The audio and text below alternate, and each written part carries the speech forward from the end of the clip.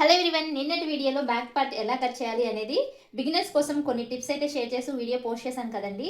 ఎగ్జాక్ట్గా ఎలా మార్క్ చేశానో అలాగే బ్యాక్ పార్ట్ని కట్ చేశాను అనమాట. మరి ఇవాళ వీడియోలో ఫ్రంట్ పార్ట్ ఎలా కట్ చేయాలి అనేది చాలా సింపుల్గా బిగినర్స్ కోసం అయితే చూపించేస్తానండి. ఈ వీడియోలో మెయిన్ ఏంటి అంటే ఫ్రంట్ పార్ట్లో కప్ షేప్ ఎలా రావాలి, చంకల్లో ముడతలు లేకుండా అసలు ఫ్రంట్ పార్ట్ ఎలా కట్ చేసుకోవాలి, షోల్డర్స్ అనేవి జారకుండా మనము బ్లౌజ్ కటింగ్లో ఎలాంటి టిప్స్ పాటించాలి, అలాగే మనకి ఫ్రంట్ నెక్ అనేది ఎలా డ్రా చేసుకోవాలి ఆది బ్లౌజ్లో నుంచి. మెయిన్గా మనకి ఫ్రంట్ అయినా బ్యాక్ అయినా ఆది బ్లౌజ్లో అద్దినట్టు ఆది బ్లౌజ్ సేమ్ ఎలా ఉందో అలాగే కావాలి అనుకుంటే మనం అసలు ఆది బ్లౌజ్లో నుంచి ఫ్రంట్ పార్ట్ని ఎలా మార్క్ చేసుకోవాలి, ఎలా కట్ చేయాలి అనేది ఈ వీడియోలో బిగినర్స్ కోసం అయితే కొన్ని టిప్స్ షేర్ చేస్తూ వీడియోని పోస్ట్ చేస్తున్నాను. మీరు చేయవలసిందల్లా ఒక్కటేనండి, వీడియోని స్కిప్ చేయకుండా ఎండ్ వరకు చూడండి. అప్పుడే మీకు నేను చెప్పేవన్నీ అర్థమవుతాయి అనమాట. మీకు ఫ్రంట్ పార్ట్ ఎలా కట్ చేయాలి అనేది చాలా సింపుల్గా అర్థమైపోతుంది. ఇంకా లేట్ చేయకుండా వీడియో స్టార్ట్ చేస్తాను. స్టార్ట్ చేసే ముందు నాది ఒక చిన్న రిక్వెస్ట్ అండి. మీలో ఎవరైనా మన ఛానల్ని కనుక ఫస్ట్ టైం చూస్తున్నట్లయితే ఛానల్ని సబ్స్క్రైబ్ చేసుకోండి. వీడియోస్ నచ్చితే మాత్రం ఖచ్చితంగా లైక్ చేయండి. యూస్ఫుల్ అనుకుంటే ఫ్రెండ్స్కి, ఫ్యామిలీ మెంబర్స్కి కూడా షేర్ చేయండి. మరి లేట్ చేయకుండా వీడియోని స్టార్ట్ చేస్తున్నానండి. ఇక్కడ వచ్చి మనము బ్యాక్ పార్ట్ కట్ చేసుకున్నాం కదా, ఇక్కడ నేను ఇంకా హ్యాండ్స్ అయితే కట్ చేయలేదన్నమాట. ఇప్పుడు ఈ బ్యాక్ పార్ట్ మార్కింగ్స్ ఉన్నాయి కదా, ఇవి క్లాత్ మీద పడేలాగా వేసుకోవాలి. ఇప్పుడు నేను ఇలా క్రాస్గా ఫ్రంట్ పార్ట్ అయితే కట్ చేస్తున్నాను. నేను ఎలా వేస్తాను అనేది కూడా వీడియోలో మీరు క్లియర్గా గమనించండి.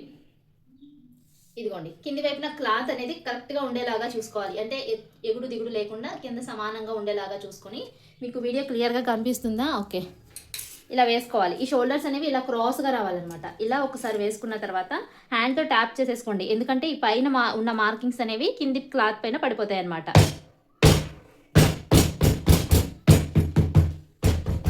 ఇలా ఒకసారి ట్యాప్ చేసేసుకోండి.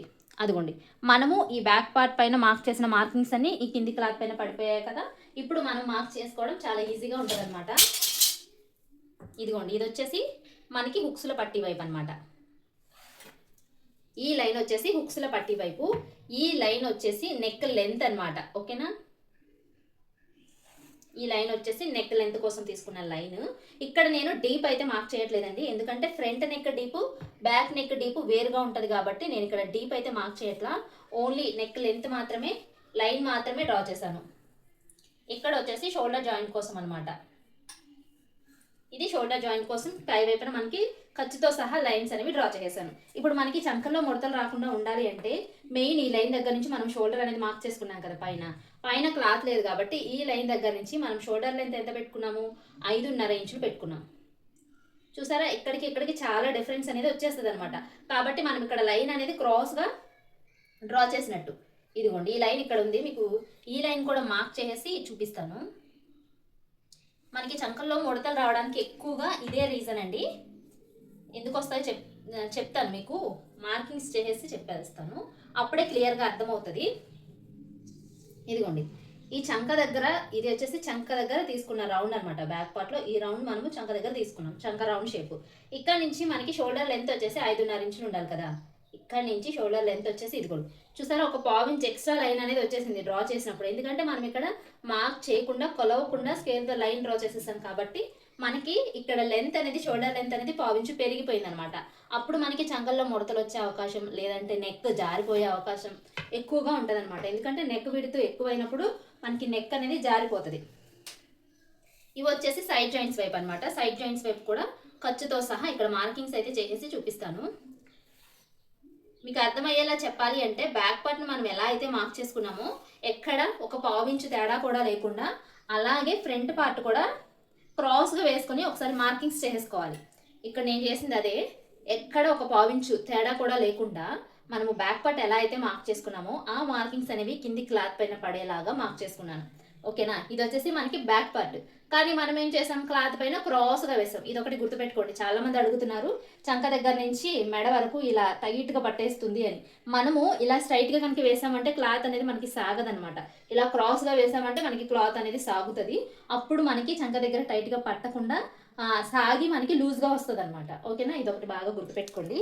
ఇప్పుడు మనకి వెనక భాగంలో కన్నా ముందు భాగంలో ముడతలు రాకుండా ఉండాలి అంటే ఇక్కడ నుంచి వీడియోలో చూపిస్తున్నట్లుగా ఒక 1/2 ఇంచ్ లోతుని ఇలా డ్రా చేసుకోవాలి.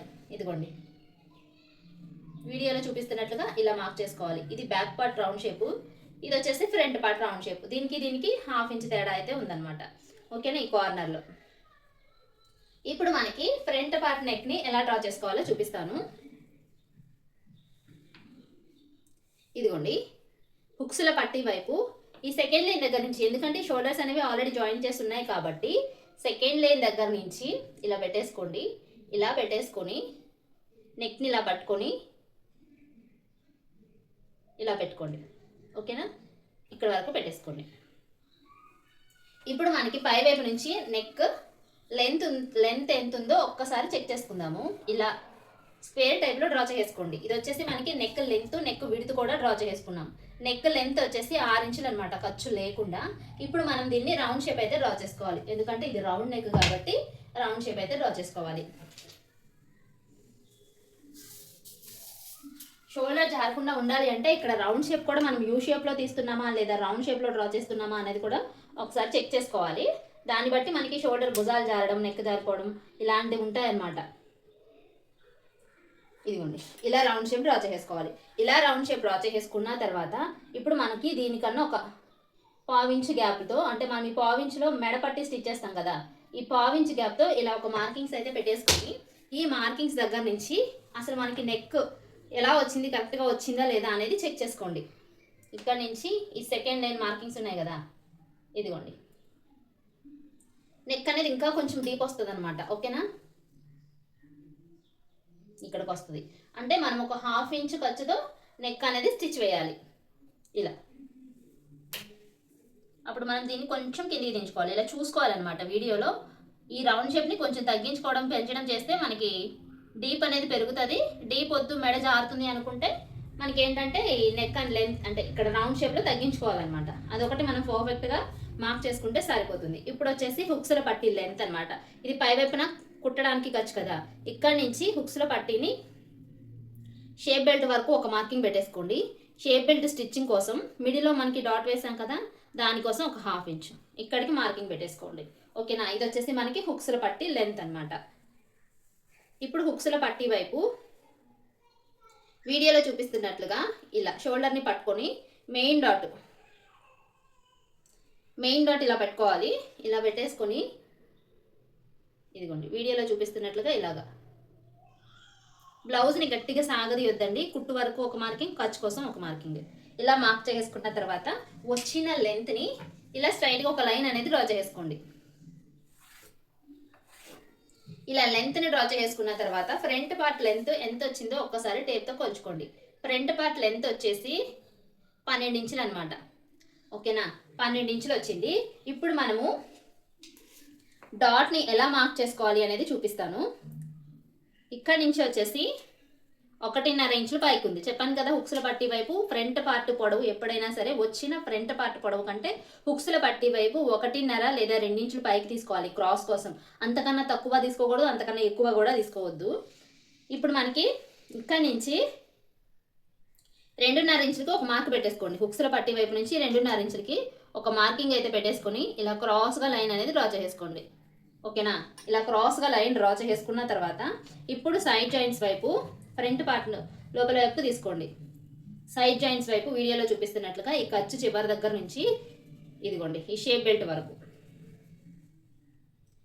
ఇక్కడ వరకు, ఇక్కడికి వచ్చింది కదా, మనం కుట్టడానికి ఖర్చు కావాలి కాబట్టి ఇక్కడ వరకు తీసుకోవాలి. ఓకేనా, ఇక్కడ వరకు. ఇక్కడ నుంచి ఇప్పుడు వీడియోలో చూపిస్తున్నట్లుగా అసలు మనం డాట్ పొడవు వెడల్పులు ఎలా తెలుసుకోవాలి అనేది వీడియోలో చూపిస్తాను. హుక్స్ల పట్టీ దగ్గర నుంచి హుక్స్ల పట్టీ వైపు ఈ షేప్ బెల్ట్ని ఇలా ఫోల్డ్ చేసుకోండి. ఇలా ఫోల్డ్ చేసుకున్న తర్వాత ఈ డాట్ ఎక్కడికైతే వచ్చిందో ఇది హుక్స్ల పట్టీ కుట్టడం కోసం ఖర్చు అనమాట. ఇది కూడా మీరు చూసుకోవాలి. ఓకేనా, హుక్స్ల పట్టీ కుట్టడం కోసం ఖర్చు అది. ఈ డాట్ ఎక్కడి వరకు అయితే వచ్చింది, ఇక్కడ వరకు అయితే వచ్చింది. మనం డ్రా చేసిన దానికన్నా ఒక గీత ఇటువైపుకి వచ్చింది. ఓకేనా, ఇక్కడ వరకు వచ్చింది. ఇప్పుడు మనకి ఇటువైపు నుంచి తీసుకోవాలి. ఇది ఖర్చు అనమాట. ఈ కుట్టు వచ్చేసి ఈ లైన్ అనమాట. ఇప్పుడు ఇక్కడ నుంచి మనము ఈ డాట్ వరకు పట్టుకొని ఇలా పట్టుకొని ఇదిగోండి ఈ లైన్ దగ్గర ఈ కుట్టును పెట్టేసేయాలి. ఇలా పెట్టేసుకొని మెయిన్ డాట్ వరకు ఇక్కడ ఒక మార్కింగ్ అయితే పెట్టేసుకోవాలి. ఇప్పుడు మనకి మెయిన్ డాట్ వెడల్పు అయితే వచ్చేసింది. ఇప్పుడు మెయిన్ డాట్ వెడల్పు ఎంత వచ్చింది, 2 ఇంచులు వచ్చిందనమాట. ఓకేనా, 2 ఇంచులు మెయిన్ డాట్ వెడల్పు అయితే వచ్చింది. ఇప్పుడు ఇక్కడ నుంచి క్రాస్గా కలుపుకున్నాం కదా, ఇప్పుడు ఇక్కడ నుంచి కూడా ఈ లైన్ వరకు క్రాస్గా కలుపుకుంటూ రావాలి. ఇలా ఇలా క్రాస్గా కలుపుకుంటూ రావాలి. ఓకేనా? ఇప్పుడు మనకి ఇదిగోండి ఈ డాట్ వచ్చేసి పై వైపుకి తీసారు కదా, ఈ డాట్ వచ్చేసి కుట్టులో కలిపేశారు. ఇలా కలిపారంటే మనకి చెస్ట్ దగ్గర ఈ డాట్ దగ్గర లూజ్ అనేది రాదనమాట. ఇప్పుడు ఈ డాట్ అనేది ఇలా పైకి మాత్రమే ఉండాలి. ఓకేనా? మనం స్టిచ్ చేసుకునేటప్పుడు ఈ డాట్ని ఇలా ఫోల్డ్ చేయాలి, లేదంటే ఒక 1/2 ఇంచ్కి కట్ చేయాలి, లేదంటే ఈ డాట్ని ఇలా పైకి పట్టుకొని ఈ బెల్ట్ అనేది స్టిచ్ వేయాలి. అలా చేస్తే మనకి ఫ్రంట్ పార్ట్లో లూజ్ అనేది ఎక్కువ వస్తుంది అనమాట. ఇప్పుడు ఏం చేయాలి అంటే డాట్స్ వెడల్పు తెలుసుకున్నాం కదా, పొడవు ఎలా తెలుసుకోవాలి అనేది చూపిస్తాను.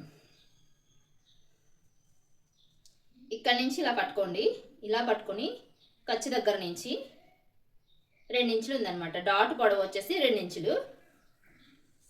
ఇప్పుడు ఈ రెండింటి మిడిల్లో మనం డాట్ వేయాలి కాబట్టి మిడిల్లోకి ఒక మార్కింగ్ పెట్టేసుకోండి. ఇలా ఒక మార్కింగ్ పెట్టేసుకొని 2 ఇంచులకి డాట్ పొడవుని మార్క్ చేసుకోండి. ఓకేనా? డాట్ పొడవుని మార్క్ చేసుకుంటే ఎప్పుడైనా మీరు గమనించండి, ఇదిగోండి షోల్డర్కి మిడిల్లోకే ఫ్రంట్ పార్ట్ డాట్ అయితే వస్తుంది అనమాట. ఓకేనా? ఈ డాట్ వచ్చేసి షోల్డర్ మిడిల్లోకే వస్తుంది షోల్డర్కి. ఓకేనా? అలా మార్క్ చేసుకున్న తర్వాత ఇప్పుడు ఇవి క్రాస్గా కలిపేసుకోవాలి. ఇలా క్రాస్గా కలిపేసుకోవాలి.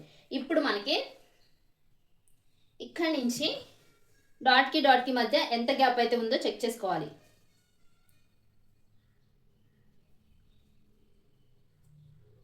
ఈ డాట్కి చంక దగ్గర డాట్కి మధ్య 2 ఇంచులు అయితే గ్యాప్ ఉందండి.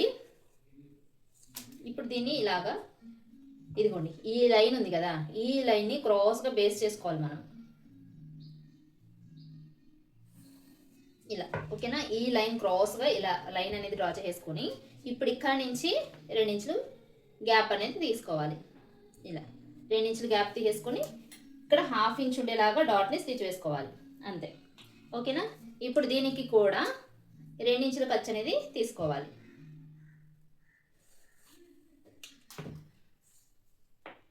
ఇదిగోండి ఇక్కడ నుంచి 2 ఇంచుల వెడల్పు అనేది చూసుకొని ఇక్కడ కూడా 1/2 ఇంచ్ ఖర్చు ఉండేలాగా, అదే 1/2 ఇంచ్ వెడల్పు ఉండేలాగా డాట్ని మార్క్ చేసుకోవాలి.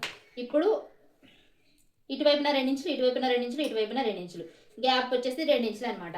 ఇంకొక సిస్టర్ అడిగారు ఇక్కడ మనకి షార్ప్గా కావాలి అనుకుంటే డాట్స్ ఎలా స్టిచ్ వేసుకోవాలి అని.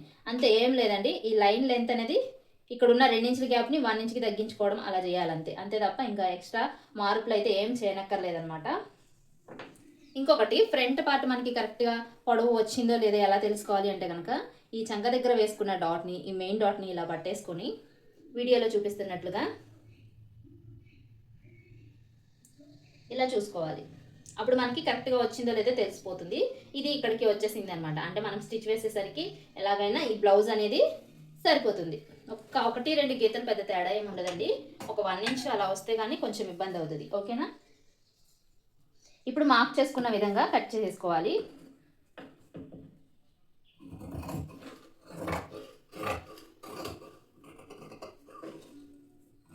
ఇక్కడ ఏ లైన్ కట్ చేస్తున్నామో ఒకసారి చెక్ చేసుకోండి.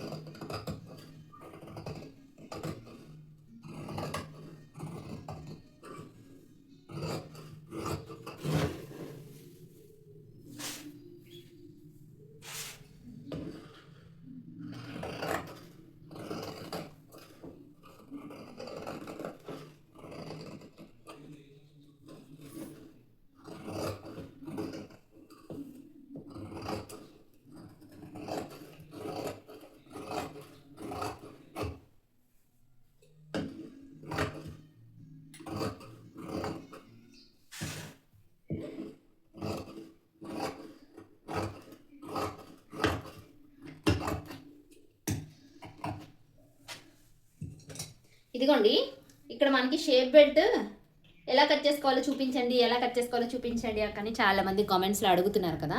వాళ్ళ కోసం చాలా ఈజీగా చెప్పేస్తాను. ఒక్కసారి వీడియోని స్కిప్ చేయకుండా చూడండి. షేప్ బెల్ట్ కట్ చేసుకోవడానికి ఏంటంటే ఇది మనకి బ్యాక్ పార్ట్ ఎలా ఉందో అలాగా తీసేస్తాను కదా. ఇది వచ్చేసి బ్యాక్ పార్ట్ పొడవు అనమాట. బ్యాక్ పార్ట్ మనకి ఎంత లెంత్తో అయితే మార్క్ చేసామో ఇదిగోండి చూడండి ఇలా కరెక్ట్గా బ్యాక్ పార్ట్ లెంత్తో ఉంది. ఓకేనా? ఇప్పుడు మనకి ఇది షేప్ బెల్ట్ అనమాట. షేప్ బెల్ట్ ఇప్పుడు మనము డాట్స్ అనేవి ఇక్కడి నుంచి ఇక్కడికి స్టిచ్ వేస్తాం. మీకు ఒక బిగినర్స్ అయితే కనుక ఒక్కసారి ఈ మెథడ్ని ఫాలో అవ్వండి. ఇలాగా ఇలా స్టిచ్ వేస్తాం కదా, ఇలా స్టిచ్ వేసినప్పుడు మనకి ఈ రెండు ఇలా ఫోల్డ్ అయిపోతాయి. ఓకేనా, ఇలా ఫోల్డ్ అయినప్పుడు మనకి ఈ గ్యాప్ అనేది కవర్ అవ్వాలి.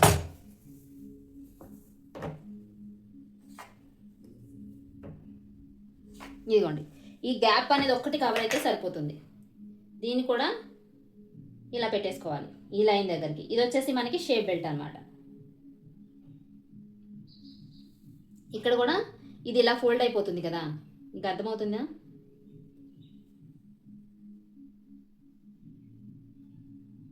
ఇదిగోండి, ఇక్కడ కూడా ఇలా ఫోల్డ్ అయిపోతుంది కదా, ఇది వచ్చేసి మనకి షేప్ బెల్ట్ అనమాట. కరెక్ట్గా వచ్చేస్తుంది మీకు అర్థమైతే.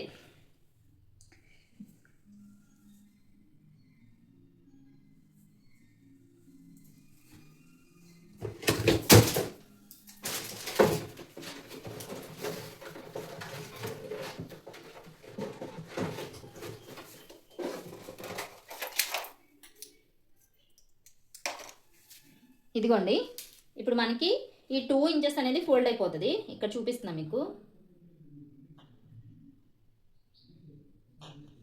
ఇక్కడ మనము ఇలా డాట్ వేసేస్తాం కదా,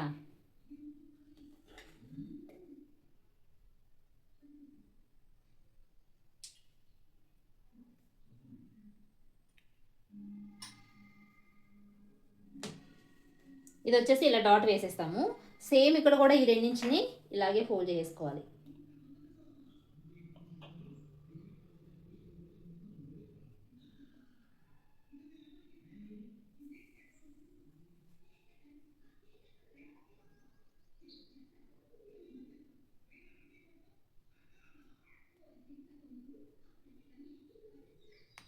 ఇలా ఓకేనా.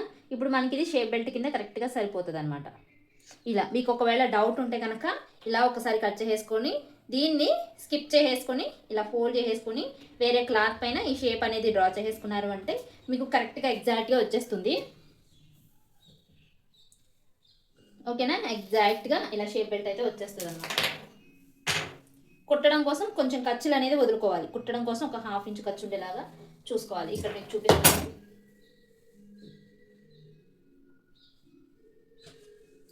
ఇదిగోండి,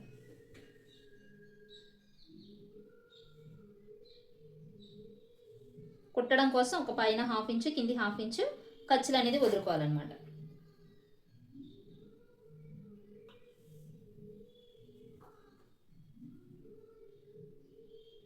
ఇది కుట్టడం కోసం.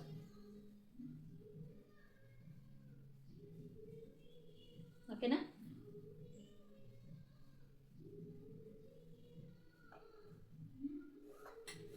కింది వైపున కూడా ఖర్చు అనేది వదులుకోవాలి. మీకు మెజర్మెంట్స్తో పని లేకుండా షేప్ బెల్ట్ ఈజీగా కట్ చేసుకోవాలి అంటే ఇది సరైన పద్ధతి. ఇలా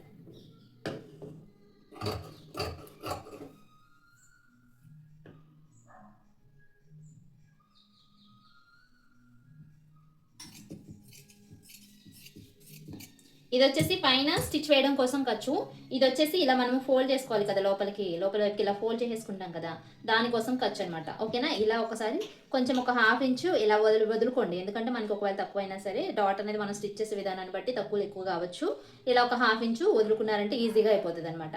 వీడియో నచ్చితే లైక్ చేయండి, యూస్ఫుల్ అనుకుంటే షేర్ చేయండి. మరిన్ని వీడియోస్ కోసం మా ఛానల్ని సబ్స్క్రైబ్ చేసుకోండి. Thank you for watching.